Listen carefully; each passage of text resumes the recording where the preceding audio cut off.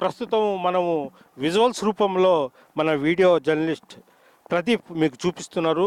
కొండ చుట్టూ సుమారు 4-5 వైట్ క్వారీలు ఉన్నాయి. అయితే ప్రభుత్వ నిబంధనల ప్రకారం వాళ్ళకి ఇచ్చిన ప్రాంతంలోనే వాళ్ళు వైట్ క్వార్జ్ తవ్వకాలు జరపాలా. అలా కాకుండా ఈ సిద్ధలయ స్వామి కొండకు ఆనుకొని దగ్గరికి రావడంతో ఈ బాంబులు పెట్టి పెద్ద పెద్ద ఈ క్వారీల్లో పేల్చడం వల్ల మొత్తం కొండ మొత్తం కదిలిపోతుంది.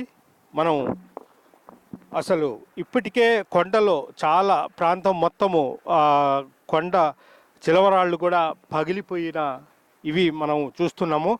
ఈ సిద్ధలయ స్వామి కొండ చుట్టూ సుమారు ఒక 4 నుంచి 5 వైట్ క్వారీలు ఉన్నాయి.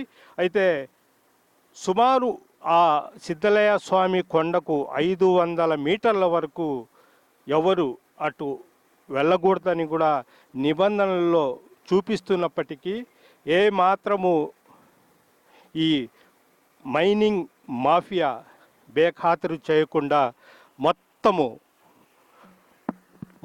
దూసుకొని వస్తూ ముందు ఈ కొండ ప్రాంతాలు మొత్తం ధ్వంసం చేస్తున్నారు.